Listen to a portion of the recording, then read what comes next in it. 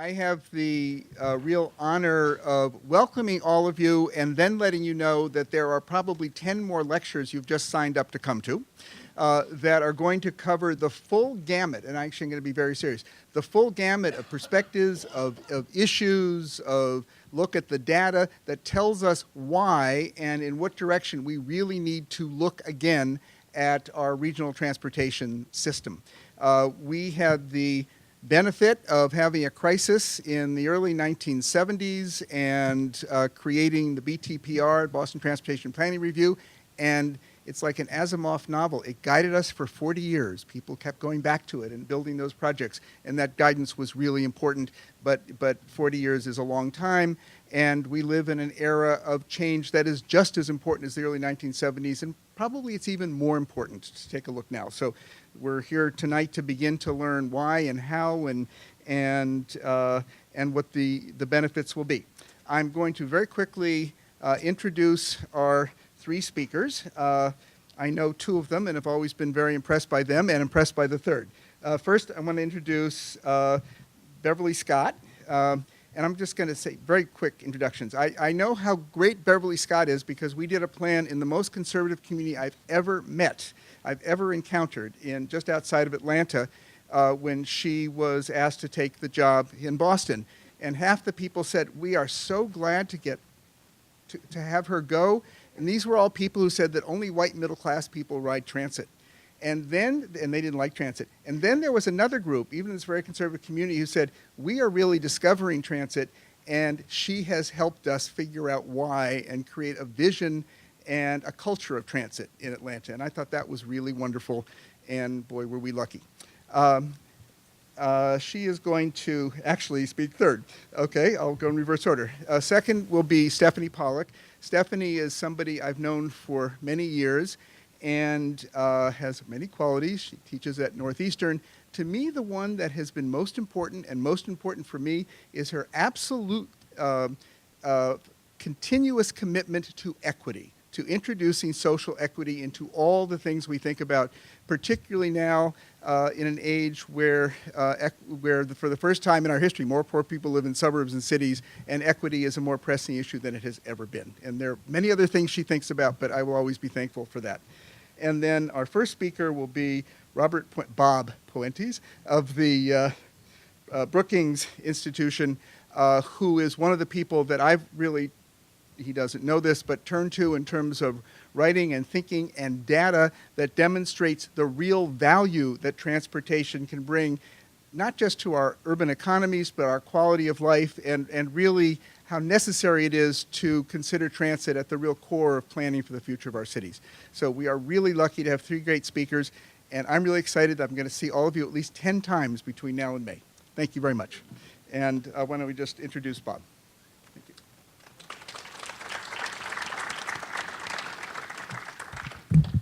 Terrific. Thank you very much for the introduction. Thank you for having me.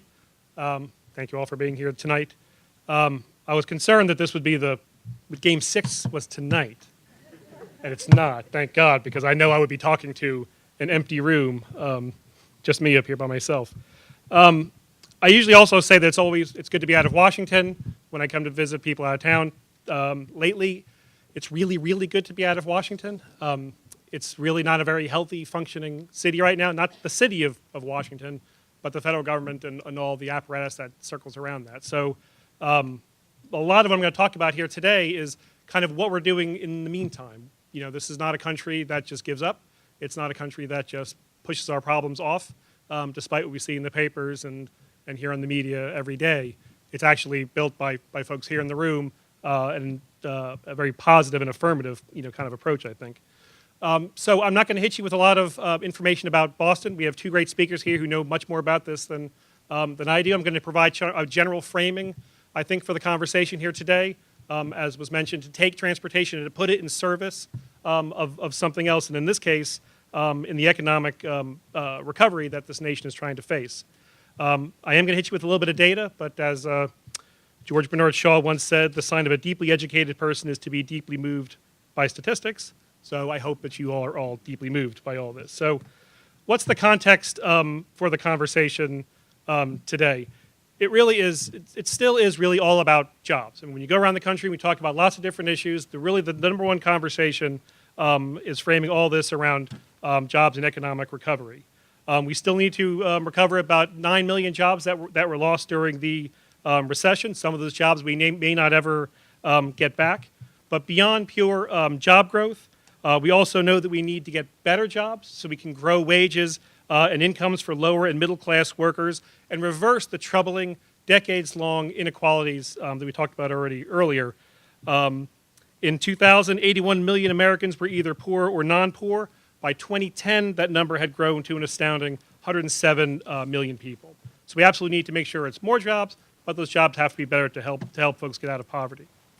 But in addition to more jobs and better jobs, we also need accessible jobs because with 60 years of rapid sprawl all throughout our metropolitan areas, the typical metropolitan resident can access only 30% of jobs in metropolitan areas by transit in 90 minutes. So so giving people 90 minutes to get to work, only 30% of those jobs are accessible by transit. We're going to talk a lot about that in just a little bit.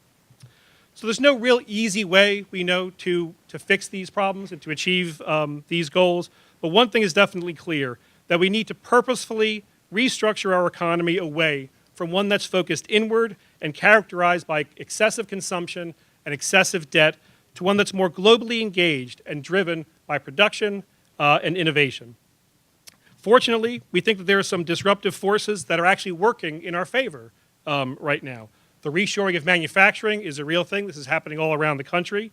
The new geography of innovation that's centered really in our urban areas, in our core cities, and massive, massive demographic change that's literally changing the complexion of this entire country. These are huge disruptive changes, having massive changes all over the metropolitan landscape. So my talk today is going to focus on three key elements. The first thing I'm going to try to do is to make the case that transportation needs to be in service of a different kind of economy, a productive economy that's driven by exports, it's powered by low carbon, it's rich with innovation, and it's also rich with opportunity. Next, I'll describe the current context for the discussion about transportation here in metropolitan Boston and all around the country, and why it demands a new strategic approach, why these disruptive changes mean that we are actually in a new era for transportation and transportation policy. And third is that economy shaping of this magnitude requires a new way to think about these transformative transportation investments. So despite my downer of the introduction around jobs and all that, this really is about a positive, affirmative approach to this really difficult public policy issue. But before I get into it, even though I'm from Washington, this is not going to be about a big federal play by any stretch of the imagination. We know that Washington is fundamentally broken right now. No one can really say anything positive about what's happening. Ideologues rule the airwaves. Really, the conversations are more about politics and those kinds of things as opposed to actually trying to solve the big challenges of the day.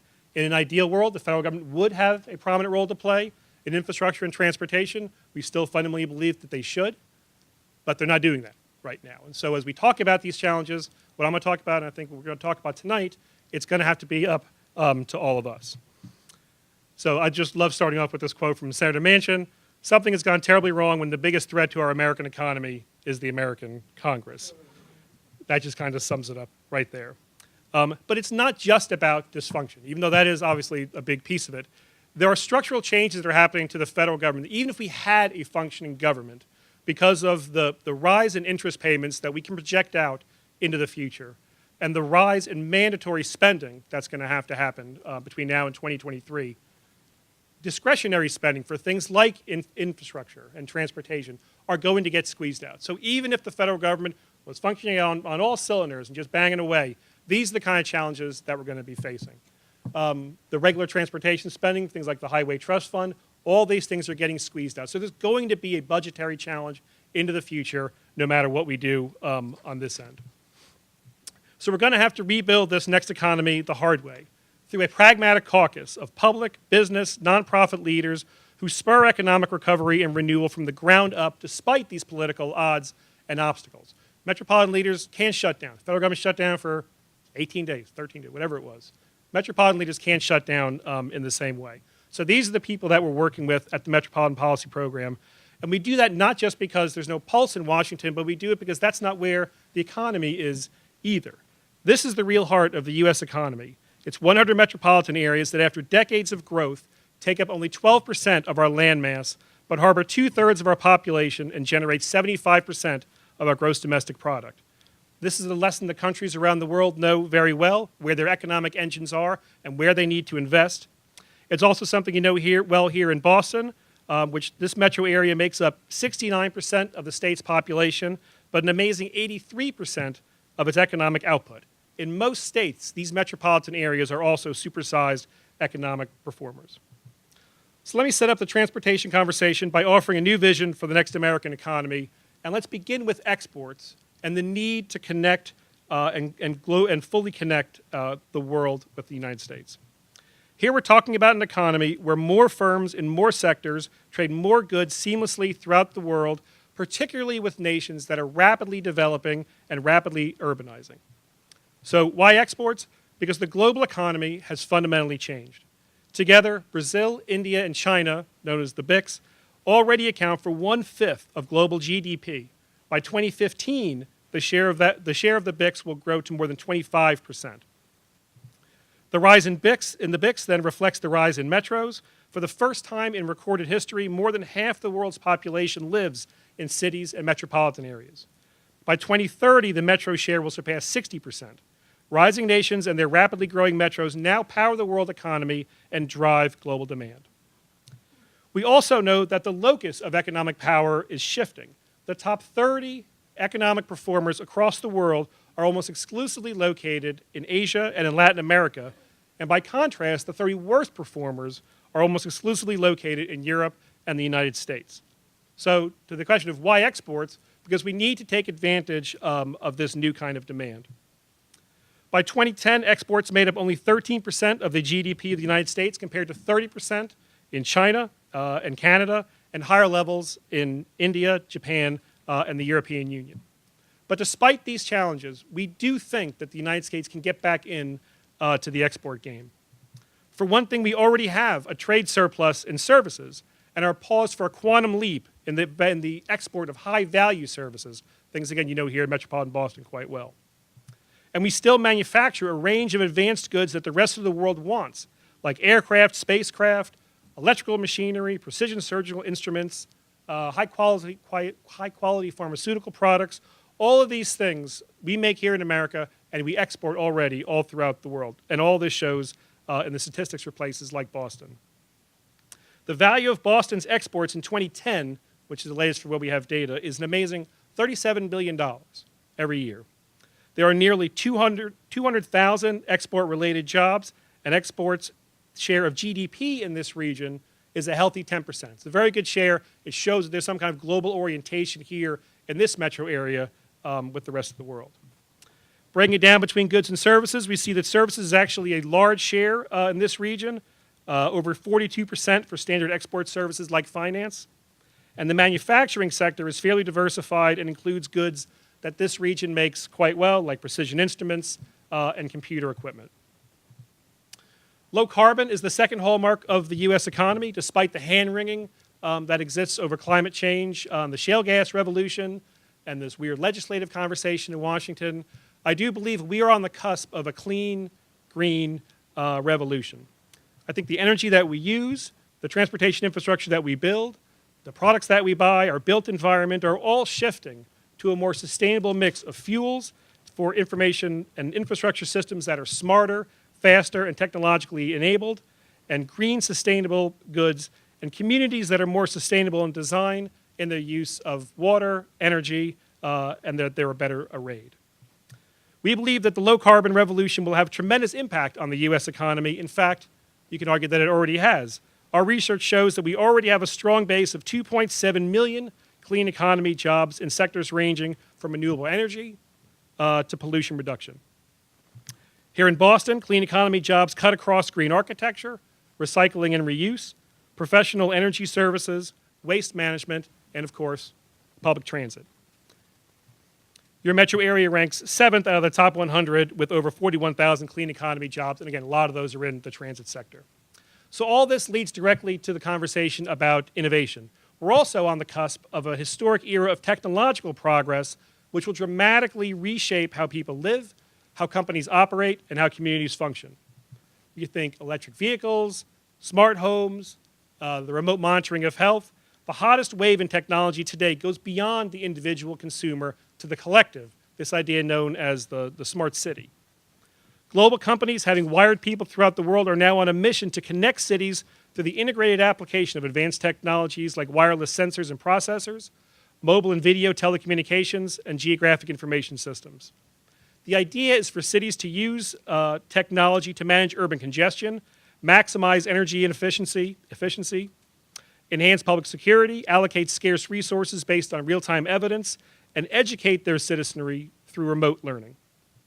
With rising nations urbanizing at a frenetic pace, the potential market for the design, production, and application of smart technologies is enormous, $1.2 trillion by one estimate over the next decade.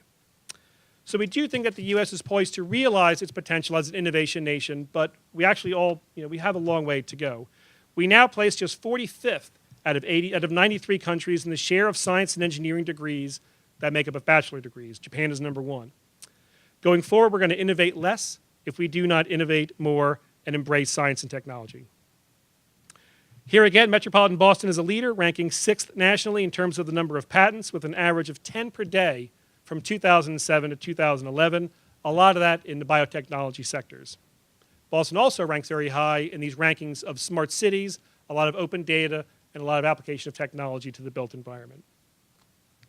Finally, the next economy has the potential to be opportunity rich, and all the elements that I talked about before are part of this. The problem that we have from a transportation perspective is that many of the jobs that we talk in the productive economy are not accessible to low-income workers. We found that workers in neighborhoods can reach just over 1/4 of low and medium-skilled jobs within 90 minutes on public transit, compared to 1/3 of metro area jobs in high-skilled industries. What we have then is this mismatch.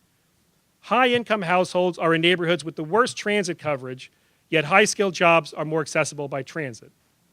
On the flip side, low-income households are in neighborhoods with the best transit coverage, but they're also less able to use transit to get to those jobs that they qualify for. So in the decades ahead, addressing this mismatch is not just a matter of social equity, which clearly matters for lots of different reasons. It's also a matter of economic competitiveness and national security. So now we're getting to what all these things have to do with transportation. Thank you for hanging with me for that first part. All of those elements, exports, low carbon, innovation, and opportunity, are part of a more productive economy, and that's the lens through which I want us to view transportation, not transportation for transportation's sake, which is how we usually have done this in years past.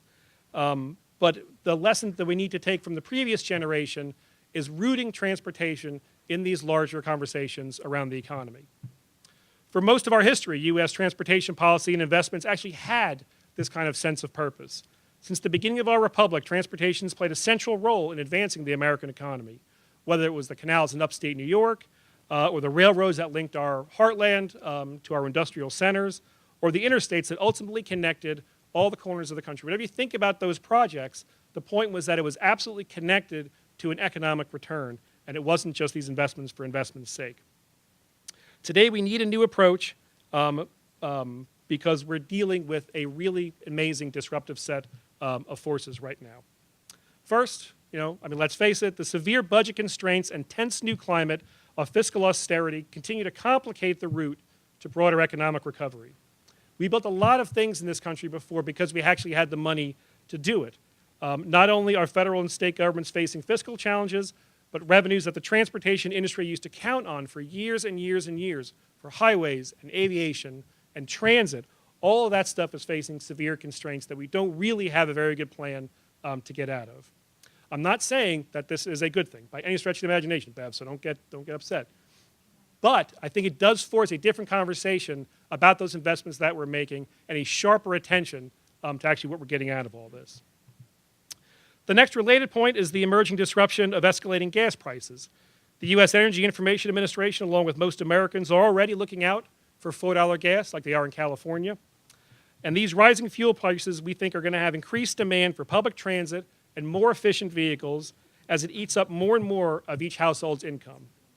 Today, the average household spends 4% of their budget on gasoline. It's the highest share that we've seen in over 30 years. Another driving force is the imperative of lower carbon. Today in the U.S., transportation is the single largest contributor to our nation's carbon footprint. So whether because of gas prices or something else, we're also seeing massive changes in the vehicle fleet, even since the economy has stabilized.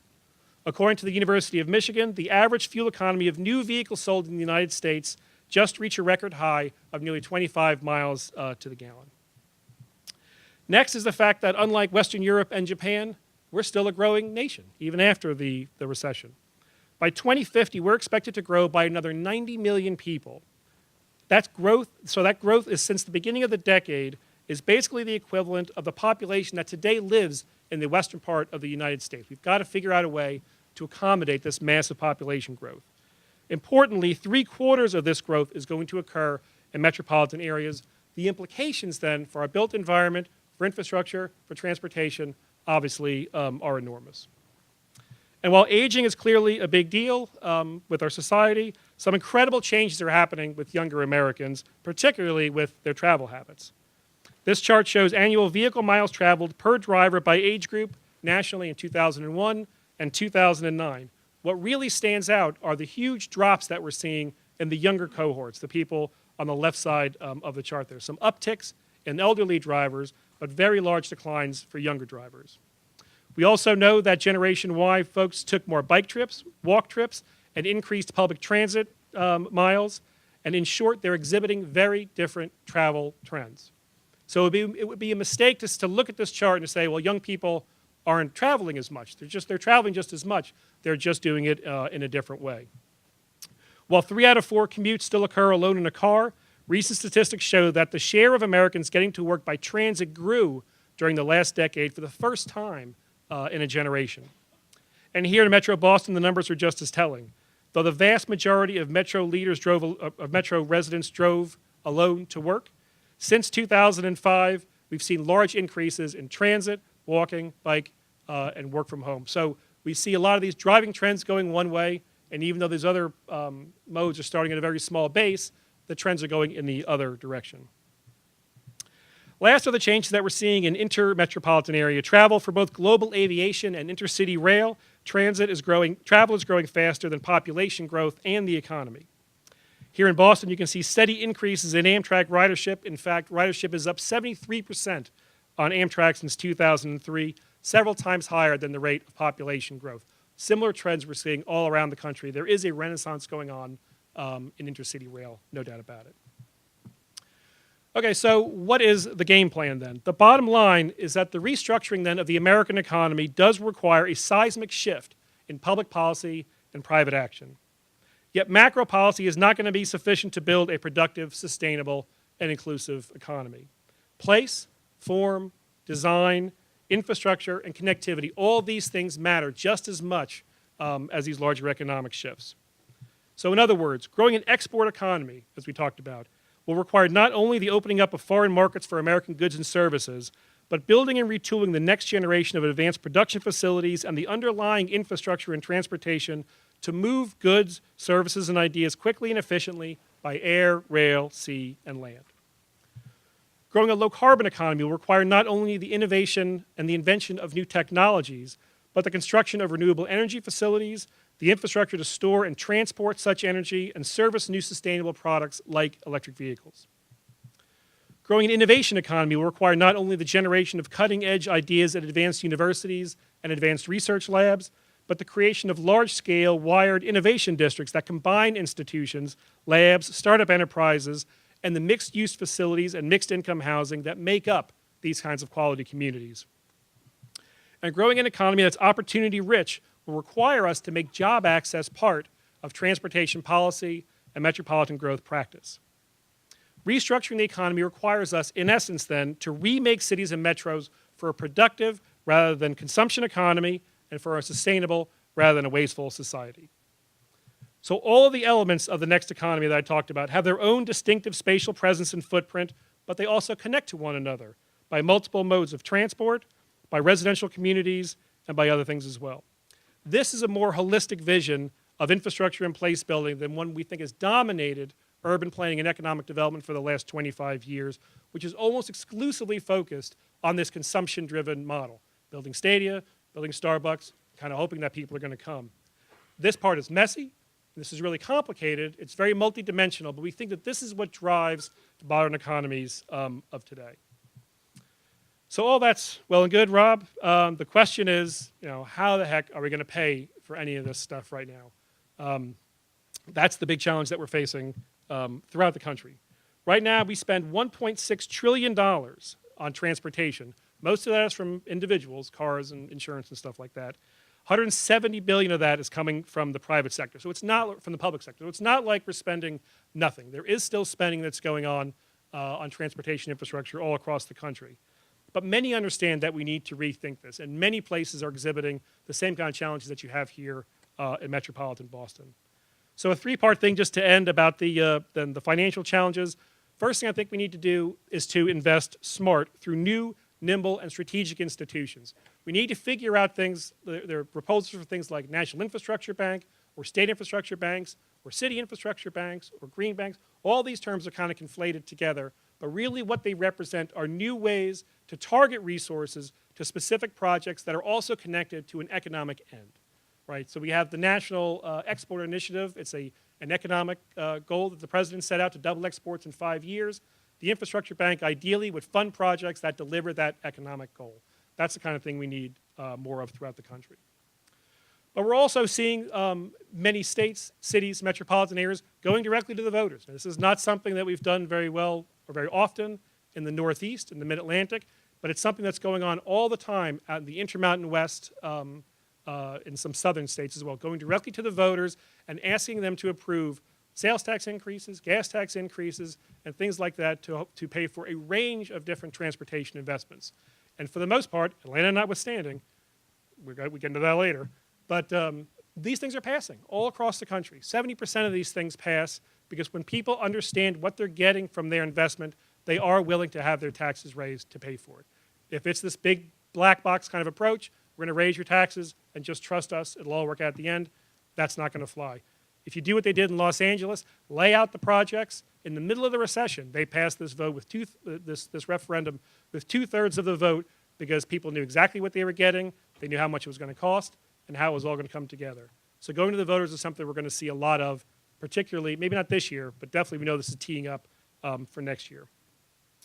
The third thing then is to bring a market-oriented approach. There's lots of new ideas that are out there to stretch the existing dollars that we have and to use them more wisely. There's innovative loan programs that are coming from the federal government so that we're investing in projects that have a long-term return, and then in many cases, those loans can be paid back. The money can be used kind of as a revolving fund. A lot of innovation and a lot of enthusiasm about these innovative loan programs. Also a lot of interest in things like public-private partnerships, and I think that's become kind of a buzzword over the last few years. It's kind of a plan B for many folks. They think, well, we don't have the resources to pay for a project the traditional way. Let's see if the private sector wants to buy it. That's not really the way to do it, but we think that there is a sweet spot here, and we are one of the only industrialized countries that doesn't take advantage of private investment in infrastructure in the way that our competitors do in Europe, Australia, Canada. All these folks know where that sweet spot is, use it quite a bit, and we are a laggard when it comes to that. Related is the issue of land value capture. We're starting to see some really interesting experimentation around the country with private sector landowners around infrastructure investments, whether it's an off-ramp on a highway or a transit stop or something else, investing in those stops because of the benefits that accrue to them because their property is so close to these transit resources. It's not something we've also done very well in this country. A lot of interest in this. We have lots of good ideas about that. And the final thing is for foreign direct investment. There's an awful lot of capital that's sloshing around this country, this planet right now. And we've got to figure out ways to make U.S. investment ready to accommodate that kind of capital that's coming in. I can't tell you how much interest there is particularly from Asian countries and increasingly South American countries. But we have an awful long way to go to set the framework to get that kind of investment ready for us here.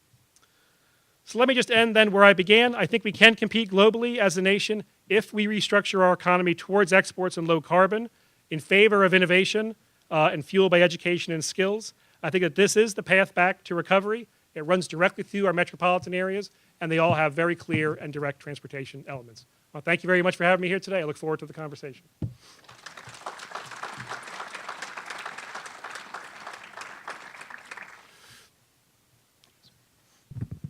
So thank you. That was a tough act to follow. What I want to do is sort of help bring the conversation to Boston, and then leave plenty of time both to hear from Dr. Scott and to have a conversation with all of you about where we go from here. In addition to standing here within a day or two of clinching the World Series, we're also standing here exactly 1 week before the mayoral election. That's a really important time because while we have been having a statewide conversation about transportation for the last year or two here in Massachusetts, sometimes successfully, sometimes not, it is a time that we need to be having the same conversation at the city level and at the metropolitan level as well. And I think that the new mayoral election is an opportunity to ask ourselves how we're doing. So what I want to do is spend a few minutes talking about sort of where we stand, throw some of that data and statistics around, but at the local level. And then I want to sort of lay out a series of transportation challenges that I'm hoping that we will begin to address through a lot of mechanisms, including things like this speaker series and educating ourselves about what we can be doing. So in general, when folks around the country look at Boston and transportation, they think you guys are a great place. We are basically in the top 3 to 5 cities as ranked for our transit score, our walking score, and most recently our bike score has finally broken the top 5. So the question is that reputation deserved? And some of the data says that it definitely is.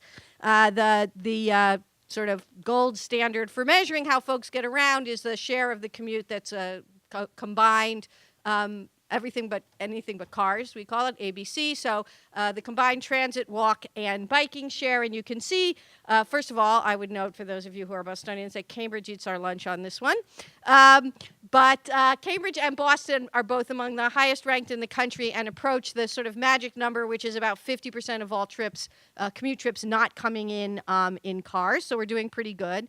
If you look at transit ridership per capita, I guess the good news is we have one of the better ones in the country. The bad news is it's actually dropped in the last few years. So we need to sort of figure out what's going on and make sure that we reverse that trend. And in fact, while weekday ridership on the T is up, you can see in this chart that as recently as 2007, we were averaging a little under 1.2 million a day. We're now pretty consistently averaging around 1.3 million folks a day. You see that little troublesome down towards the end there. It doesn't look as quite in the positive direction as we would all like it to, but the Dukakis Center is still fairly convinced we should be planning for a 1.4 or 1.5 million trips a day in the sort of 2020 to 2030 range. We've got a great story about biking, and that I think we have to thank Mayor Menino and Nicole Friedman for. We had no bike lanes in the city as recently as 2007. There are now over 60 miles of bike lanes, and the Hubway bike sharing system has succeeded, I think, beyond people's wildest imagination. The city did a terrific job of putting together a real plan for going to complete streets, which are shared by transit users, walkers, and cyclists. So we have the policy in place. Now we need to make the investment to actually create those streets. We start with a city that a lot of folks don't own cars, and I show this by neighborhood. This is car ownership per household by neighborhood in Boston, and the reason that I show this to you is that there is a sense in this city that, in fact, we have heard during the mayoral election, that we have the places where those people who don't own cars live, and then the rest of us who do still own cars. And the truth is, the household car ownership rate in South Boston isn't all that different from the rate in Jamaica Plain. There is exactly one neighborhood in Boston that has 1 car or more per household. And that's not 1 per person, that's 1 per household. And there's basically no neighborhood that has over 1.0 cars per household. So we are, in fact, a city where people are doing more and more with fewer and fewer cars. And the reason is because we have successfully created what I call an ecosystem that supports either a car-free or a car-light lifestyle. So that means the T, and it means biking and our hubway system. It also means the new technology-driven modes. Shouldn't be a surprise to anyone that Uber and Lyft and Halo and Zipcar have taken off in a city like Boston. And so we see that a city that had, 400,000 registered cars for just over 625,000 residents at the beginning of the decade now has 350,000 registered cars. And there's no reason to believe that that won't drop, especially if, as I'm going to discuss in a minute, we do a good job of changing policy in that direction. The last thing that I want to talk about when I talk about sort of the bones upon which we have to build a new transportation policy for the city of Boston for the next century. So this is all pretty good news. There's one other good piece of news, and it relates directly to what Rob was talking about, which is thinking about transportation not as a method of getting from point A to point B, but transportation is the linchpin of our economy. We've had the MBTA for so long here in Boston that it's actually hard to imagine the region without the MBTA, and it's therefore hard to really see how the presence of the MBTA has fundamentally shaped our region. So when I go around the country, I talk a lot about transit-oriented development. We actually don't talk about it as much in Boston because at some level, all our development is oriented towards our transit system. But in fact, developers speak with their dollars, and even in a region where a substantial amount of the region is well served by transit, a disproportionate share of private investment is finding its way closer and closer to the transit system. So the Mass Association of Community Development Corporations and the Massachusetts and the Metropolitan Area Planning Council recently looked at just the Orange Line corridor, and this one corridor, which is home to 1 in 4 people in the metropolitan area and over 200,000 jobs, is attracting projects ranging from last week when we saw nearly 300 apartments approved by the BRA for construction at the Forest Hills end of the system, through Jackson Square, where a neighborhood that was razed by the highway crisis that David Dixon referred to is finally, not only is the Jackson Square project underway, people are moving into the apartment building next to the Orange Line station at 225 Center Street, to Parcel 24 that the Community Development Corporation is building in downtown Boston, to the new Filene's building at Downtown Crossing Station, to what's going on in the Bullfinch Triangle in the North End, and finally to the truly transformative project at Assembly Square in Somerville, for which a new Orange Line station is currently under construction in one of those public-private partnerships that Rob was talking about at the expense of Federated Real Estate Investment Trust to support essentially an entire new city on the banks of the Mystic River. So that's the good news. The bad news, or the good news that's also bad news, is that the projection in the corridor study is that we'll see 3,000 new Orange Line passengers in the next few years and as many as 8,000 more in the next 15 years, which would be great if actually, for example, the doors on my Orange Line trains ever opened to let those people on, and if we get those new cars in time to accommodate all those folks. So we have about 5 years. I would be happy for 5 years. So one thing that I want you to think about, because this is how we now think about it at the Dukakis Center, is we actually, not only do we have a state, and in our state we have a metro area that is the economic engine of that state, as Rob pointed out, but in our metro area we have a sub-metro area. We have a transit shed. We have the part of our region that's within a half a mile of one of our MBTA rapid transit commuter rail stations or our key bus routes, which are our high-frequency bus lines. And just to give you a sense of how different these two regions are, Metro Boston and Metro Boston near the T, the Metro Boston near the T, this piece of our region is about 4% of the region's land area. It is home to about 22% of our population, 30% of our households. For those of you who are into density, something I know architects love to talk about, the residential density is a full 10 times greater than the region as a whole. It is where our renters live, and it is the place where transportation patterns have already changed because 3 times as many people take public transportation, bike, or walk to school, and more than twice as many households get by without a car. So even within this metro area that Rob is talking about, we actually have 4% of the metro area that functions completely differently than 96% of the metro area. And that 4% of the metro area depends for its future on the MBTA and on investing in the MBTA so that we can continue to serve that. I just want to say a quick word on congestion, because that's another one of those issues that keeps coming up. You know, it's not that bad. We're down at the bottom of those 25 biggest metros in transit congestion, and most people in the field would actually argue that this is a terrible measure of traffic congestion and overstates it. But even using a terrible measure, but we have congestion. It's just not cars. The congestion is on our trains, our buses, our sidewalks.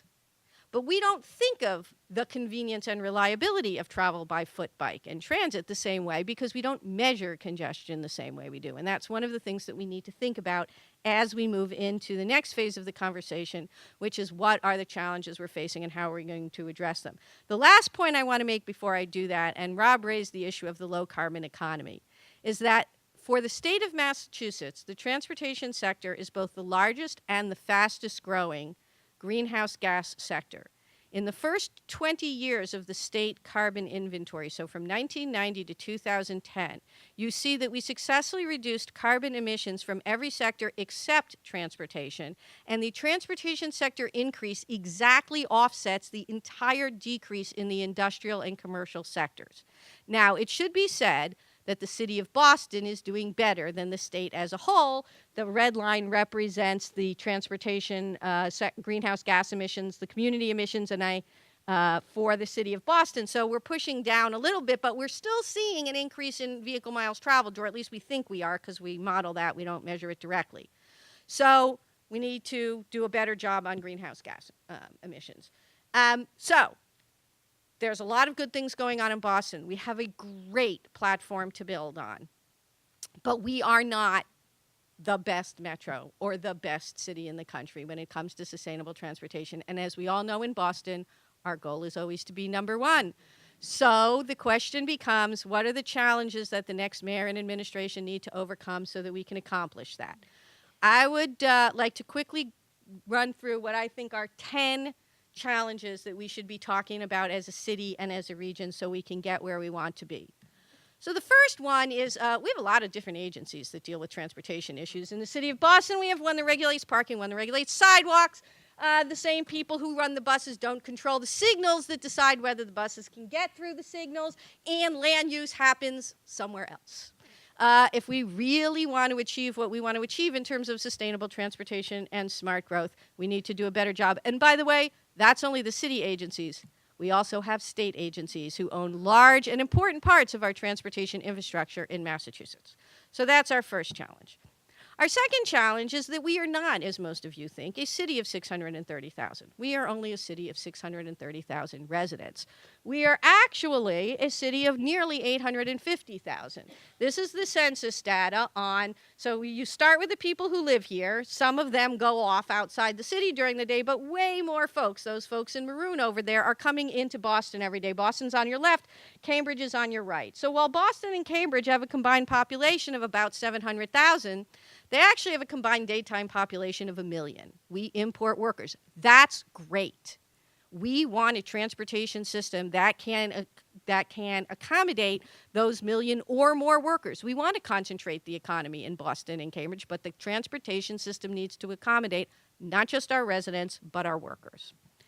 And it's old, and it's congested. So for those of you who didn't know, every single car currently in operation on the red line and the orange line are past the manufacturer's expected life, useful life for the vehicles. When the MBTA bought a commuter rail locomotive recently from the Maryland system to sort of shore things up, and the Maryland took it out of mothballs and sold it to the MBTA, it became what, the 4th newest locomotive in the MBTA commuter rail system? Okay? So we need to be making investments, because if we don't make investments, Then when we see this ridership growth, and we're not at 1.3 million a day, we're at 1.4 million a day or 1.5 million a day, and these are very conservative estimates, we are going to have a big congestion problem. And the congestion problem is not cars, it's transit. And we did some work with the Urban Land Institute to look at where the choke points in the system would be. And guess what? They're at all of the economic engines of our region. The choke points are Kendall Square in Cambridge, the Innovation District in South Boston, the Longwood Medical Area, the downtown Boston Financial District. That's where the system doesn't have enough capacity. We need to invest in serving those places with transit. The next challenge, which is a transit challenge, but I want to call it out separately, and it goes directly to the issue Rob raised of the mismatch between where our transit system goes and who needs to use it, is we have bad buses. This is a great data visualization that is being done on the web on an hourly basis, which is the actual speed of the buses in Boston based on the real-time data that your app uses. All of the red lines are buses that are traveling 10 miles an hour or slower in that 1 hour period. Performance metrics are very big in transportation right now, and I think one of ours should be that you should be able to get somewhere faster on a bus than walking. Another challenge that we need to face is transportation inequity. Many of you have seen the work we did at the Dukakis Center. In metropolitan Boston, we have demonstrated that there is actually a travel time penalty for commuting while black, and it averages out to nearly 3 hours a week longer for a black bus rider in our region to get to work than a white person in a car. And that is unacceptable. We need a transportation system that gets people where they need to go, and we certainly should not see racially based differences in commute times in our system. Another interesting, and there's transportation inequity everywhere, but another interesting example is that the city has been taking a look at where car sharing is available. I talked about before this great ecosystem that we're creating in the city. But car sharing at the moment is a completely private sector driven enterprise, which means that they decide where the cars go. So that's where the cars go. That's where the zip cars are in Boston. So they're in all the neighborhoods where, quite honestly, people could rent a car if they needed to. And they're not in all the neighborhoods where families would really benefit a lot if they could get by without owning a car.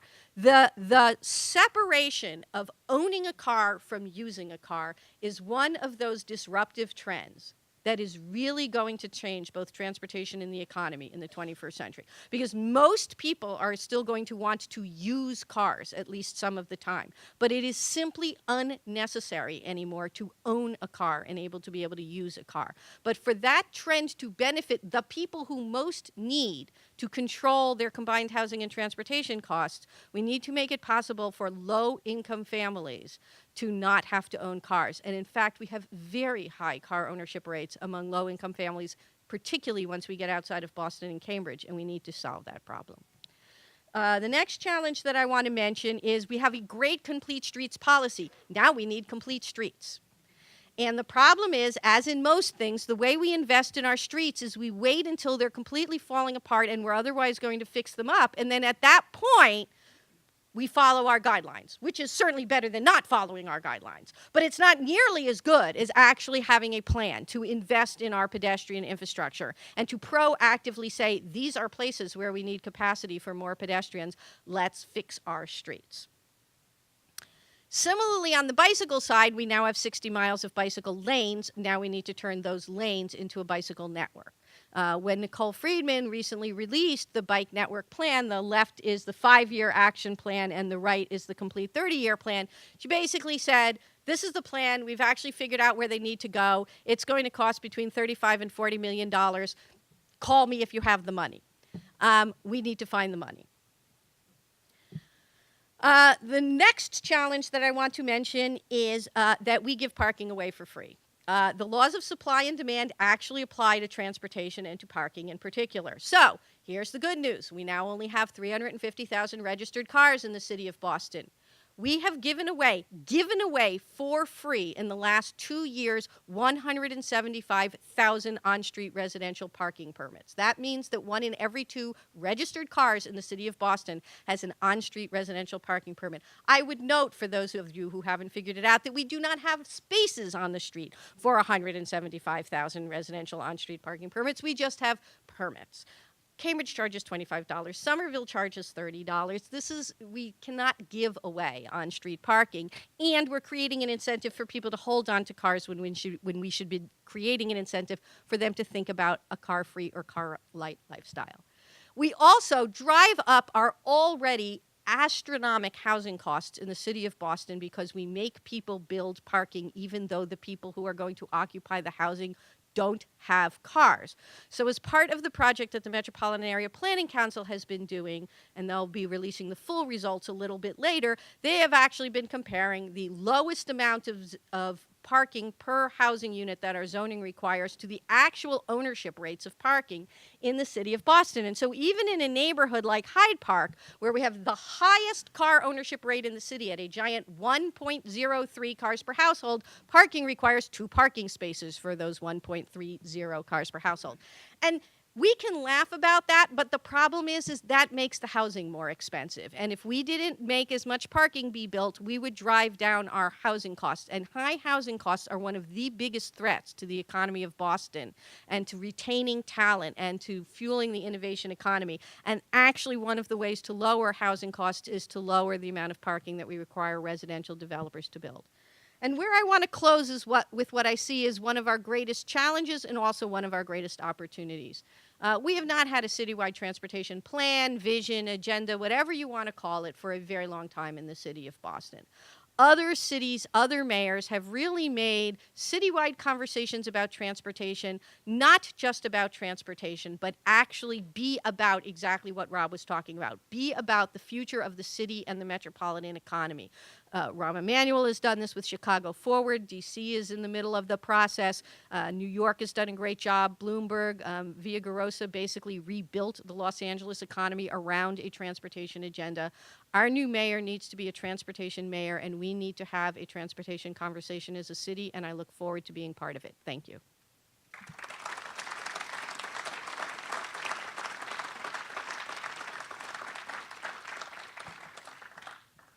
Well, I didn't bring a PowerPoint, but I'm going to tell you, we could almost end by me saying amen, amen, amen, because I have my comments here, and I'm going to give them to you because we didn't even coordinate ahead of time. Okay. Honestly, I'm going to talk some about here, but I'm going to talk a lot about why I think you brought me here, which is the 35 years I've been in this business. And you can't hear? Okay. Is the kind of the 35 years, I guess it's longer than that now, that I've been in this business and have worked in 9 systems in different places around the country. So for those of you who have heard me, I'm predominantly a startup, fix-up, change, transition manager. My typical lifespan in organizations is roughly about a 5-year period of time. So having had the opportunity to kind of see it from a lot of different, whether it's the New Yorks or the Sacramentos or the Washington, D.C.s or Jersey, Rhode Island, you name it, Dallas, Houston, okay, give you a perspective. And when you come talk, you always want to be able to say, well, what is it important that you really want to say? So the first thing I'm going to say is that you're needed. You are absolutely needed. And this is kind of a takeoff of something that you've heard earlier. These are just perspectives. Bev just bringing her own, because 2 things. One, as Rob started out, we are not the it. I say this in transportation forum all the time. And one of the problems that we have in transportation, and I will expand that to broader infrastructure, which is going to connect with a piece that Stephanie said, is that we go around talking about bricks and mortar, vehicles. I love them all. But the reality is that one of the most fundamental issues and problems that we have in this country is that we keep talking about transportation and infrastructure as though it's the it. And it ain't the it.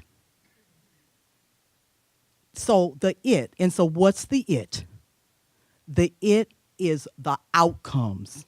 The it is what transportation permits us to do we're the lifeblood. So when we go around, yes, if I tell you, yes, we're going to wind up spending $1.5 billion on 152 orange line cars, and there's 74 red line cars, and we'll have an option in it. And I'm going around and talking to the public. And that's very important. And for the person who is like, gee, that's going to mean answering steps. Gee, does that 152, that means they're going to have 30 more, which probably means that they'll be able to do a little bit more in terms of frequency, da-da-da-da-da. But we are talking about in this country, which we are simply a microcosm of, we are basically batting D minus in terms of the overall investment in infrastructure. Transportation just being one of them. Electric, it doesn't matter. And so somewhere we've lost, and we're not crazy people. There are certain things that have foundationally been what's made America. And that's making everybody. And so we're not nuts. So what is it? What is it that we've lost that we don't understand? So I will say to you, part of it is we've had a lot. It's true. We don't really have, and quite candidly, I want to do a lot of education and information on what it costs. I do. But to tell you the honest to God's truth, the public needs, they want to understand it, but they really want to understand at the end of the day, when I make those investments, and I'm going to call them investments, not spends, how does that, in terms of connecting the dots, for the average person, what does it translate into? How is it going to make my life, my neighbor's life, and my community better? And we, as transportation professionals, and I'm saying that's a whole bunch, we aren't good with that conversation. Not only conversation, let's don't even talk about metrics. And we don't get sticky. Okay? So, exactly what Steph just said, I'm going to walk a little bit, and maybe when I walk, I'm a walker, okay? I'm not so good at keeping. So, and what do I mean? So let me give you perspectives. Great region, and I'm telling you, great area, great commonwealth, great region. Perspective. Any place I've ever been, it's about vision. Got to have the big picture. I left my notes over here. You got to have the big picture. What is it that we want to be? What is it that we want to do? What kind of life's chances and opportunities do we want? That's the picture. Now, yes, red line cars will help me get that. South Coast Rail will help me get that. Station will get it there. Dukakis will get me some 3-car trains on the green line. But what do I want? And that's a big picture. And the communities that have done it the best have gotten sticky. And it was real people, not just the insider game, that got sticky. So what am I talking about? Had the opportunity to deal Blueprint in Sacramento. Walked in on that one, didn't have nothing to do with Bev. I was blessed. The week I got there, there was 2,000 people in the auditorium, all talking about what do we want to be. Now, we could be L.A. Everybody knew they didn't want to be L.A. They knew that. We don't want to be L.A., okay, you know what I'm saying? But it was like, and it was just tremendous data, pictures that showed, you know what? If we keep doing what we've been doing for the last 20 years, guess what we will do? We will wreck the quality of life. We just keep on sprawling, just keep on moving, just keep on getting that cheap, just keep on doing. And this is what we'll have. Don't even ask about agriculture, don't ask about open space, don't ask about none of it, because it's sopped it all up. And I'm joking, Robert Grow, Utah. This stuff's not rocket science. But when I tell you these communities, people, not just the insiders, not just, and I take nothing away from all of the chambers, the all of the, everybody got them. And they're important. But what winds up moving this stuff, because it's always a journey. There's not one inoculation for life. There's not one set of funding that you wind up getting. You say, ooh, I got it. That's it. It's done with. Because these are continuing investments. And the only way that you get there to have that and to even begin to reverse all the crazy, like freeways are free. They ain't free. Nothing's free. But the only way that you get there is got to get sticky. Equity issues. Are we going to put it in bus? Are we going to put it in rail? Are we going to do it here? Are we going to do it there? What about the complete streets? What about the only way? It's got to be real people. Probably the only thing, even if we had gotten the way forward, the big one, the 13B, okay? I guess in a manner of speaking, I did say this on tape. I was probably one of the few people who perversely thought, you know what? At the end of the day, it's probably, in debate the number, whether it's our 6.4 billion conservatively or somebody else's 8 billion. It's nowhere near the 30 billion that was identified, independent reports through the years, as to what the need is. And quite candidly, if it had been 13, it still wouldn't have been an inoculation for life. Now, what we've done and what you've done has been tremendous because it wasn't easy. But I'll say it's a journey, but it is only the beginning. So if I had to say for this, so the perverse part about it, I said, oh, my Lord have mercy. If this thing had hit, particularly with all these elections coming up and people turning, you know what? Unfortunately, because I know it's crowded out there in terms of what's important.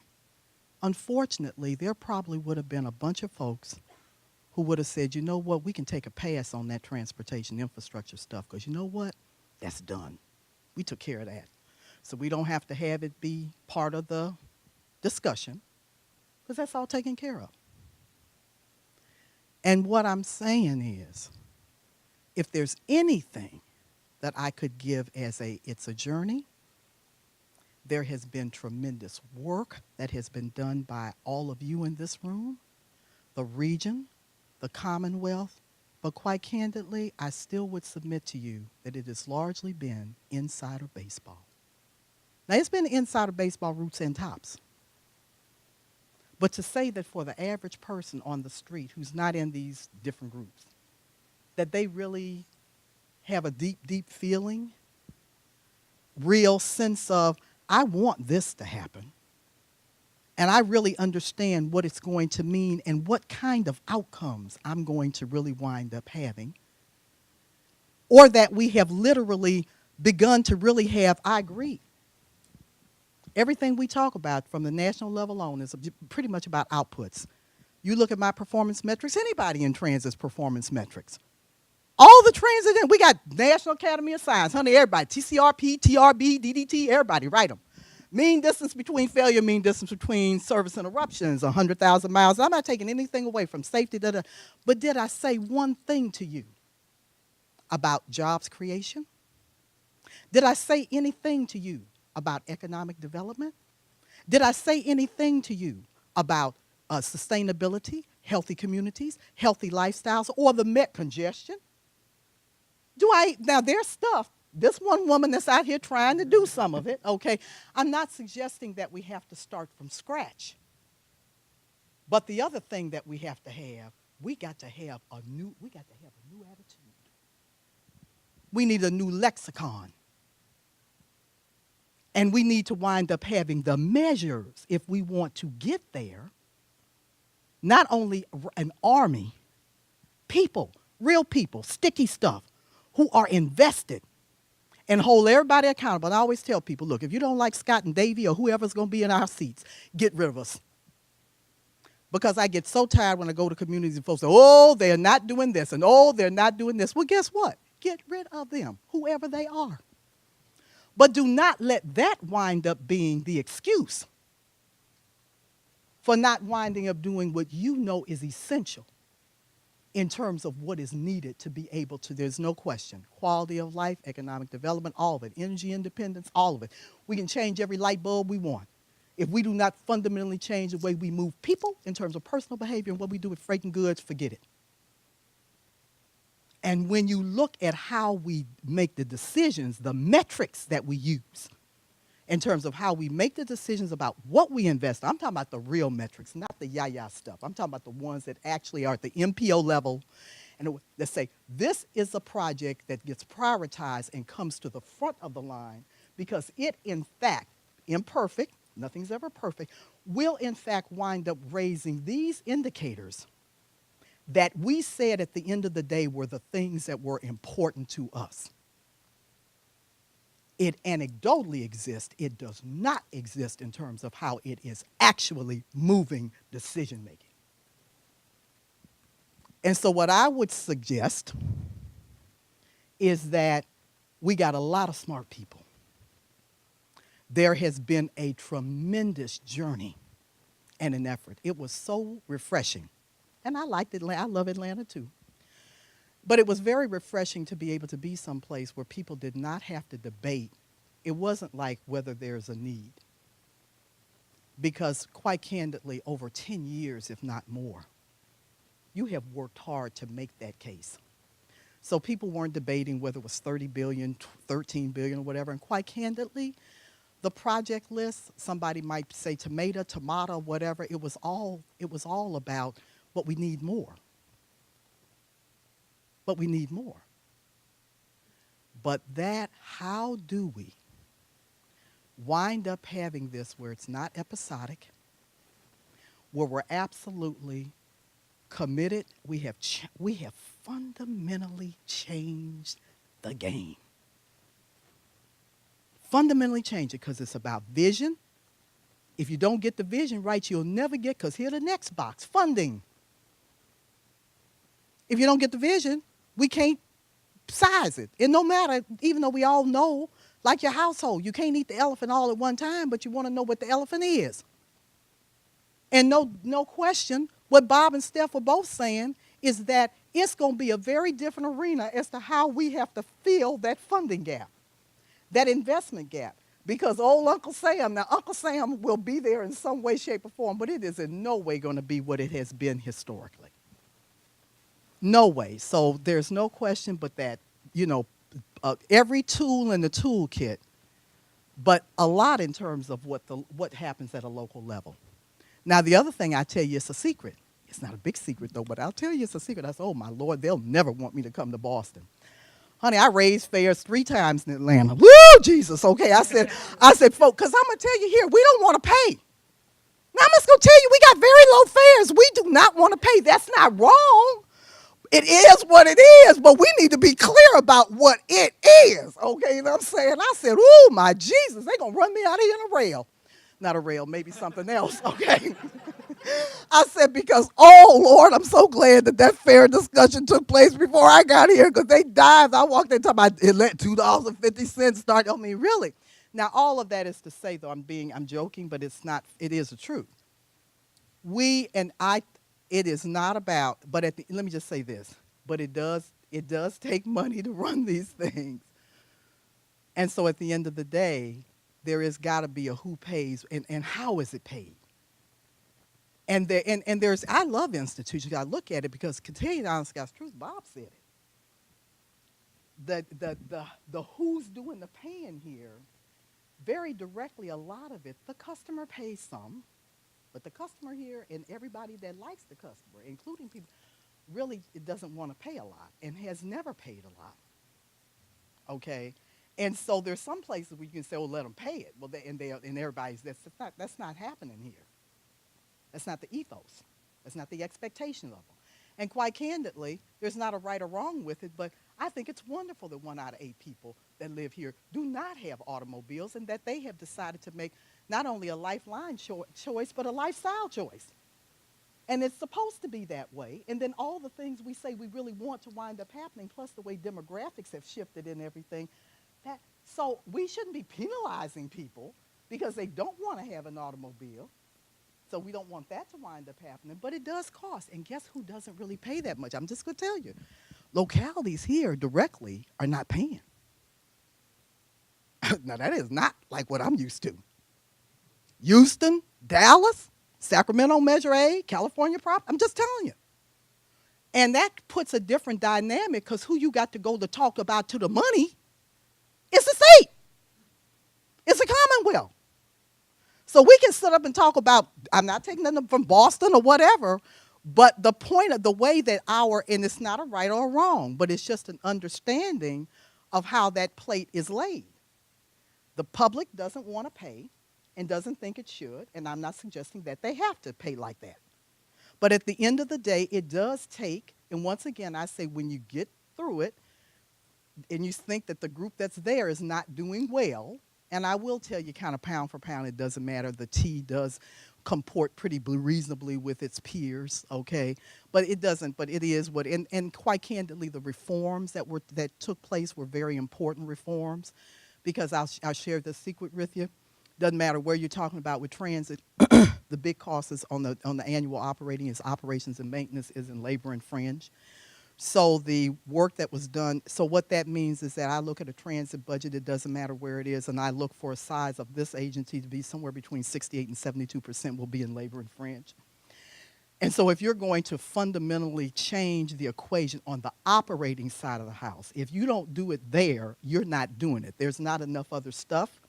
So the point being, when the efforts were taken on reform to get rid of the platinum pension and to wind up bringing those medical benefits in line on the T, it was very clear to me, looking at it as well as the rest of the industry, looking at it from afar, that was a serious effort.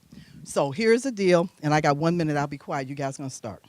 It's about vision, it's about funding, gotta have all the tools in the toolkit. Partnerships are going to be critical. It will never be the way it used to be in terms of the federal government monopolistically coming and paying this stuff. Not going to happen. Public-private partnerships are a part of it, but it's not free money. Then it's governance, and it's around institutions. And quite candidly, another point that was made up here, we are in 20th century garb, institutionally, trying to do a 21st century world. None of it matches up. Governance and institutions' decision-making frames are critical, and that means breaking down sacred cows. Management and administration, you want to be as lean and mean as you can. There's been a lot that's been done on your reform piece here, and it's very important. Performance management, transparency, accountability. And then it's a constant feedback loop because it's never perfect. And you refine, refine, refine, and as the public, you demand accountability, and you stay on it like white on rice. And that's the deal. But you make the investments that you need to go to the top of the class. And this is a region, this place, it's not even a question in my mind, because you've come so far. So, this is what we are in it to win it. Is that what they say? That's exactly. So those are my few little points I had to make. I got all this I'm going to take and put over here, and then I'll turn it over to Mr. Dixon. Here we go. Thank you very much.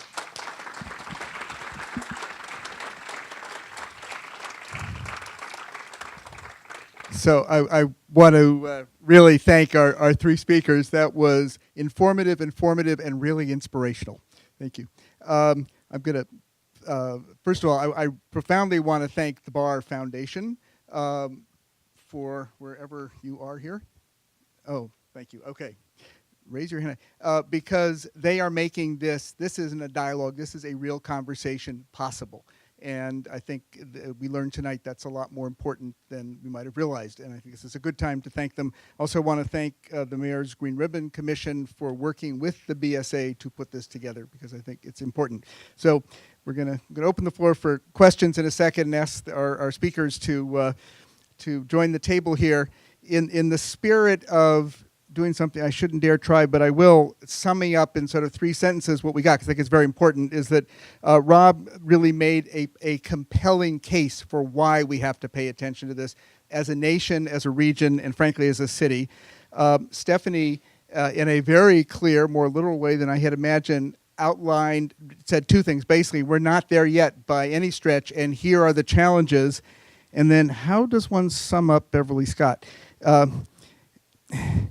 Amen. That's right, yeah.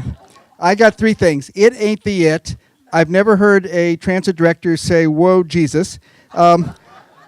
But what really came home, I was trying to, how does one characterize this, is that we need, and we have somebody with us who will tell us that we are trying to do a 21st century job wearing 20th century garb. And that's a profound issue we have to face.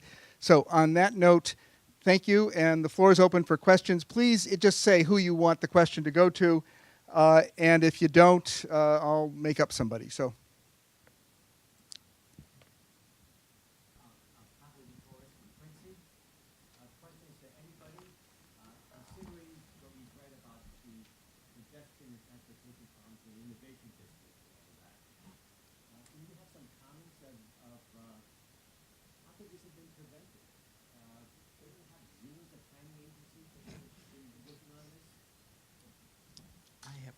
Well, this is Bev. I just have a perspective of, I'll give you this. I have a perspective of, I was in Rhode Island 96 to 2002. So I remembered when I would come up and I would see the area, and it was like nothing. I mean, it's like, it's unbelievable what has wound up occurring. What I can tell you that we see from over on our end is that I think what people didn't appreciate enough was how much it was going to be as big a game changer, okay? I really don't believe that there was the thinking that there was going to wind up being as much of a residential component. Now, and I know Steph can more than, but that there was going to wind up being as much of a residential component as has wound up taking place, okay? So I can just, I'm sure there are great folks who were doing, I never throw stones on because I always say if you stood in somebody else's footsteps at the same time, you'd be looking at something very different. I can tell you that we are carrying on the weekends, our average weekday, we're carrying of almost 10,000 people on a weekend day. That is big time, okay? And that was far beyond what we ever had any expectation that certainly at this stage of that we would have been seeing. So I just tell you, it's been just wildly successful is what I can say. So it's a great question, and it sort of demonstrates both what you can and can't accomplish with planning and vision. There was a lot of planning. And, there was a very well done plan that said we're going to see 14 million square feet of new development down there. And when we build our bus rapid transit tunnel, we better build it so that it can be upgraded to light rail. And everyone said, 14 million square feet, that's absurd. Absorption in the city of Boston is like 300,000 square feet a year. That's like a century. And so, at some level, we didn't believe in ourselves. I mean, the mayor, to his credit, the mayor kept saying, this thing's going to take off. We didn't actually put enough people there. Should have been more housing, more of a mix so that, it sort of distributed itself. But the main thing is, I think that the Innovation District is a microcosm of this urbanization, demographic shift change. The idea that people would be paying for new construction, high-rise buildings to put lab space in, biotech lab space, is no one. I'm sorry. There were a lot of planning meetings, like hundreds of planning meetings, and nobody said, yeah, I'm sure Vertex Pharmaceuticals is going to move its labs into the city of Boston. We had this vision of that what a city could and couldn't be, and a city was like financial and like some empty nesters and some yuppies, and then the real people would live in the suburbs, and the manufacturing would be somewhere else, and and the truth is, lots more different kinds of people and companies want to be in cities near transit than even the smartest planners thought 10 or 20 years ago. And that's great, but what we should learn from that is that when we think about Boston in 2030 or 2040 or 2050, there's two things. One is we should not underestimate how different it will be, like Bev was saying, and we should not underestimate ourselves. We should assume that we will succeed beyond our wildest dreams and plan accordingly. That's true. Yeah. Can you introduce yourself? Oh, sorry. My name is Eric Parrott. I'm from We moved down the street, actually. Oh, good. Good. That actually definitely true. It's actually very hard to get anybody in that 20 to 30 demographic to even consider the job outside the city. The question I was going to ask is, do you actually think that, I've been thinking a lot about this effect that parking regulations and minimum parking requirements have on housing costs. And I was wondering, do you think it's actually the main, if not like almost the only driving factor that has made the difference between, like, in the early part of the century, we built all these triple deckers that at the time they were built, middle class people could afford to buy them, and we pretty much don't build middle class housing anymore, almost as a rule in the city. Like all the new developments you've seen in the Jackson Square development. Trying to look at all of the, is it the unions? Is it land costs? What are the things? So we don't know the answer. There is really good data from other cities, though, that have actually looked at this issue. And while you cannot say that parking is the only reason housing is affordable, the truth is it is completely preventable way of driving up housing costs, right? So think about this.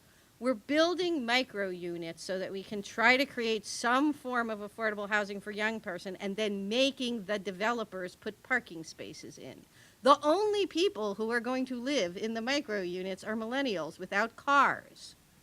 That's who they're being built for. So what's with the parking spaces? My 20-something research assistant, bought a condo in Jamaica Plain. It comes with 2 parking spaces. She doesn't need 2 parking spaces. She's like, I can't even rent them. There's no one else in my neighborhood who needs a park. She's like, I tried to lease it to Zipcar. They're like, nobody in we have zillions of Zipcars in your neighborhood. So there's like this unused parking space sitting there. That was, in fact, rolled into the cost of her condo. She paid for it. Never going to use it. So it is not the only reason. And I do not mean to say if we stopped, and I'm not saying we should have no parking, okay? But I am saying that what we do know is what actually matters to people is what it costs to both live and get around. The combined costs of housing and transportation are the metric of affordability we should use. And you should know that while Boston is the 3rd most expensive metro in the country when we only look at housing costs, it is the 22nd out of the top 25 when we look at combined housing and transportation. If we didn't have the T and so many people without cars, we would actually be less affordable as a region. So we got to do something. And I'm going to suggest, I have to pop in on this one. I'm going to suggest that having intentionality around, this whole governance institutional piece, okay? 2 points. There was a point where in North America, we sent people all around the world trying to figure out transit how did they do it other places? Why was it working? And quite candidly, a lot of it was just they synergistically pulled all the policy together. High petrol prices. I mean, what we're crying about now, 10, 15 years ago. Parking, okay? Very intentional about these things because they're all carrots and sticks. And you have to align it all. So it's not by chance. You take a transit place like Muni. The parking, connect the dots. The parking, the group that handles parking also handles transit, okay? So that you do not have right hands doing one thing, left hands doing another. Now, I'm not saying that create the transit thing, but I'm saying you got to pull these pieces together. And so I think institutionally, there's a lot there in terms of how to be able to connect those dots. Yeah, let me just say one other thing, because Bev won't. She's too polite, believe it or not. Any developer who is building a development with little or no parking can do so only because it is near the T. They should take half of what they're saving on not building parking and give it to the T. I had that in my comments, too.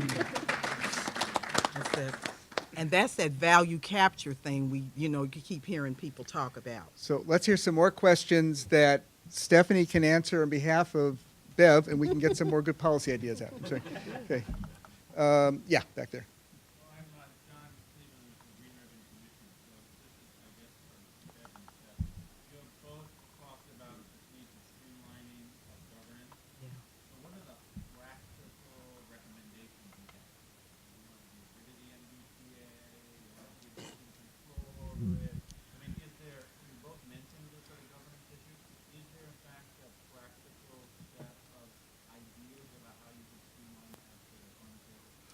Absolutely, there are. One of the main reasons I came, this is the first time that I've ever had the opportunity in 35 years to actually work at, and it is a journey because these are big institutions, what I call at the state level where you're really trying to have one DOT.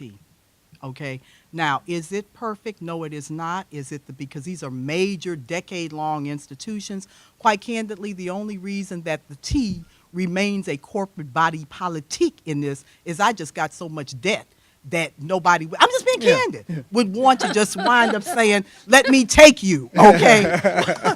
But there really is, the things that are happening, there really is a single MassDOT board of directors, okay? So that trying to get that strategic thinking together, there's one group that deals us, da-da-da-da-da, okay?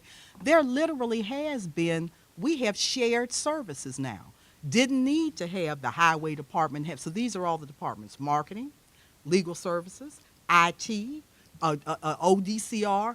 There used to be heads of all of those, whether you were talking highways, motor vehicle, the MBTA, now those are what we call shared services. Now none of this, which is why when you hear my secretary talk about there's been roughly $500 million that's been saved since the beginning of reform. Now there's more to do, but it's that kind of stuff. So I'm just simply saying, and it could even be more explosive, but it is absolutely that kind of thinking and more.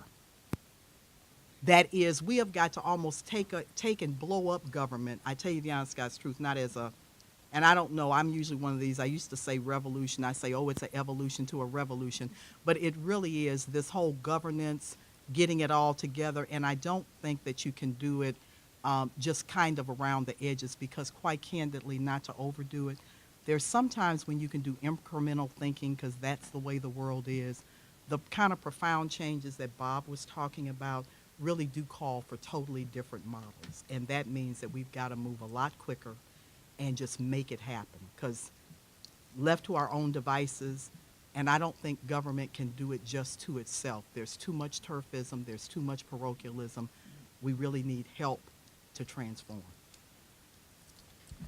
I mean, I actually want to pull Rob into the conversation because I think the issue is not the governance of the T or the governance of the city of Boston. I think we need to start thinking like a metropolitan region and stop thinking like a city. And I think that we have things to learn from other parts of the country where that is part of the equation for success. So could you talk a little about that? That's step to my line. That was great. I appreciate that. I mean, as bad as the fragmentation is that you talked about, it's much worse when you think about it on the larger scale, particularly in the Northeast and the Midwest where we have hundreds and hundreds of municipalities, each with their own land use planning powers and parking regulations, all the things that Stephanie walked through. So I'm not going to sit here and say that, well, we need to consolidate local government because that's the one solution. It's never going to happen. But it gets to what Bev was saying, that we have to stop thinking about government in this way. This is going to sound strange from somebody from the Brookings Institution, but this isn't just about separate government entities working better together. The new models for the 21st century here in the United States, these are going to be these partnership models between public, private, philanthropy, nonprofit sector. As long as this is something that Bev is doing off here, and then as long as this is all separated, we're not going to make any headway. The best models we're seeing are these partnership models where all those groups are coming together to solve problems. It's not taking anything away from one group or another. So you start doing that, you're sunk. You're not going to be able to pull authorities away from somebody else and give it to somebody else. You don't even want to spend the pound of flesh it would take to do that. But by having a bigger tent, by bringing together those kinds of folks who are making the decisions in the region, you all probably know who makes the decisions in this region. I mean, there's business leadership, there's philanthropy, there's folks who actually are at the table. If you have those folks together making these big metro decisions, then you actually have something. And that's the lesson I think you've seen from around the country. It's not something we do well in the Northeast and Midwest, but the Intermountain West, South, this is the model they have. I'll actually tell you, and it's fascinating, the streetcar, the Atlanta streetcar, I always say you got to dig a little dirt, so we got the largest Tiger II grant. Now, this was totally different for MARTA. Historically, it always had been, we do it. Just give us the money, and we do it. We were the ones that handled the design. My downtown business community, the CID in the business community, was the one that actually wound up putting in the 20 years of operations and maintenance costs.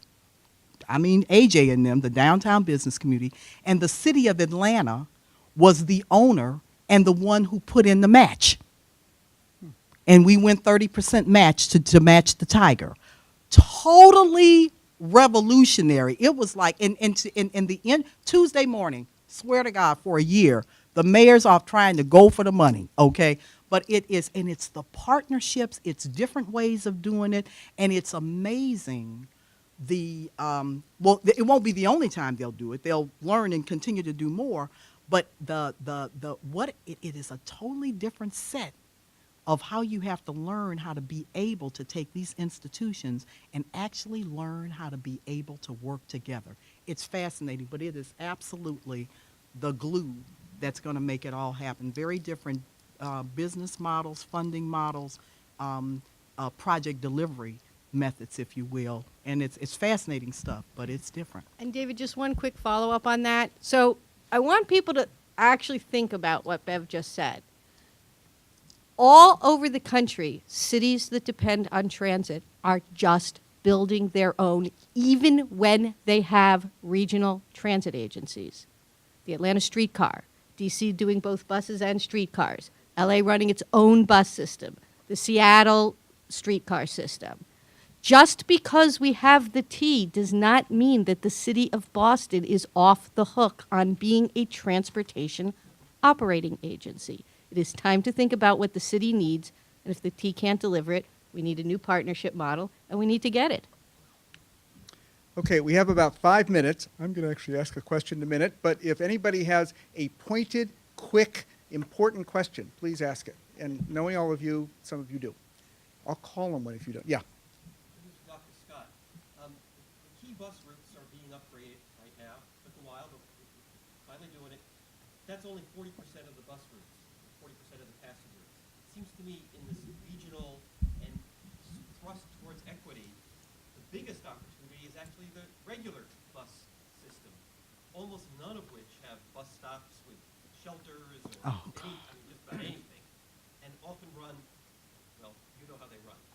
So I was wondering if there's any plan afoot to try to leverage that opportunity to bring it at least up to the key bus level.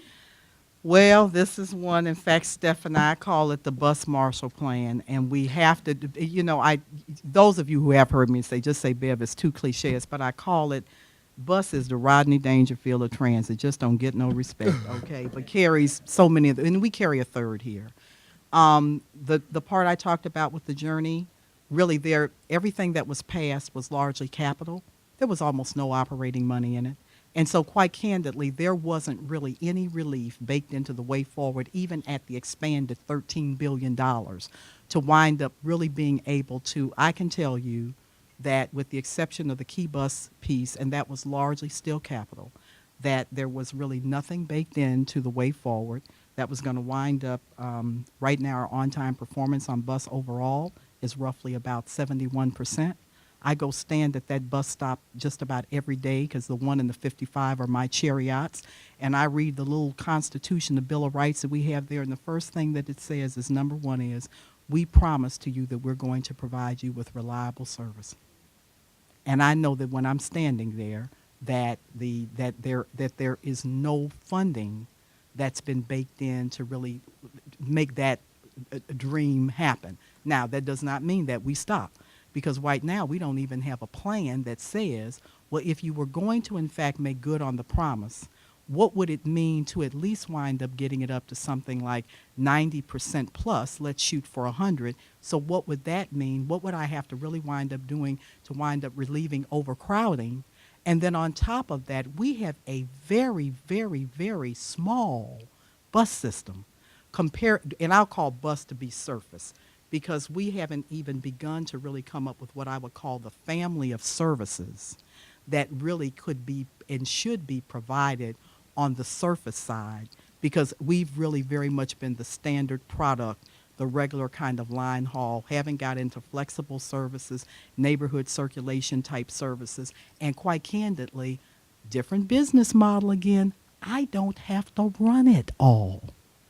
But we do need to have a central brain, whoever that brain is, that coordinates all this. And we got shuttles that are out there and all that, so it's not important that we run it, but we need to connect it. So that's a plan. Honestly, Steph says, let's stop talking about it and let's do it. I'm not saying anything more, but and so we can get that funded so we can at least get the planning done for what would be required to really step it up. Thank you. Okay. I want to just finish with a question for Rob, because it is my experience that we may not be as rational as we should be. We may not be as smart as we should be about figuring who's getting and therefore benefiting, therefore who should be helping to pay. But we are competitive. And one of the things that I note, certainly from the work we do, we just did a plan for Kendall Square. Kendall Square employers are worried they're going to have to get up and leave if Kendall Square is not really appealing to this guy here. Meaning, and that's about transit and quality of life and walkability and transit. So, and this country is educating fewer knowledge workers than we need, so we might have to get up and leave is very real. In other words, we're really competing on quality of life, and transit's a big piece of it. So I kind of threw you a line there, but I'd be really curious, Rob, if you could give us a little bit of information on why we really need to care for the most selfish of reasons as a region. Yeah, that's a good question. I don't even know how to begin. I think that part of it is what you were getting at, that we've got to stop moving away from the economic development models of stealing businesses from other communities, right? Because that has dominated kind of the economic development policy for the last 25 years, which is trying to have better subsidies so you can kind of lure jurisdictions over a border into another region and into another. So I think the thing that we need to move away from is that model. It's not working. I think folks start to understand that. And then moving to this larger economic frame for a metropolitan area is the way to go, because we are living in a hyper-competitive global economy. And I mean, it's trite to say, we all know this, but Boston is not competing with Providence and Hartford and, go down the line. Cleveland is not competing with Detroit, right? Chicago is competing with Sao Paulo, and Miami is competing with, Shanghai. So once we start thinking about this as a global, once you get it to the metro level, right, then you're not talking local. It's not Somerville. I thought I was going to name the two towns. Somerville and Medford, is those next to each other? Okay, they're not competing. We've got to get away from that. Okay, once you start bringing it to the metro level, now you're talking about who your larger competitors are, and the economy is global, the opportunities are global, and the only way to get to that is on a metropolitan scale. It's got to be led, I think, in many cases by the city, and so we have the mayor's race going on. We have the debate tonight. Thank you all for sticking around for this. But that should be front and center in the mayoral debate. We can figure out what's the role of the city in forging a metropolitan identity, and how do we connect this metropolitan area to those opportunities across the globe. Okay, thank you very much. So I would say I rode a train in China from Nanjing to Beijing, and my colleague kept apologizing. It was one of the oldest fast trains in China, really the first. It only went 185, it averaged only 185 miles per hour, which was, okay. On this note, on November, this has been the fascinating preface to a story. This sounds like a wonderful, compelling story. The fact that we got a "oh Jesus" out of it, I still am impressed by. But this was about from the heart, from the mind, from our ability to analyze why we need to care and the challenges we have. But this is a story that's going to unfold over a number of months. And boy, if any of you don't think it's, you all did, but we really understand this much more. Okay, on November 11th, Jeff Tumlin, who is with Nelson Nygaard, which is one of the really most thoughtful transportation planning groups in this country, is going to come here and talk about the state of the art globally in terms of transportation systems. And I can only tell you, I heard him talk about the system he planned for Abu Dhabi, where a sheikh basically said, do what you think we need to do and I'll make it happen, and he did. So you can really see, what does transportation in the 21st century look like if you can do what you want, and you're doing it with the kinds of things in mind that we heard about tonight. So that will be here on November 11th at 6:30. So 6 o'clock. See, that's why it's good to have somebody here.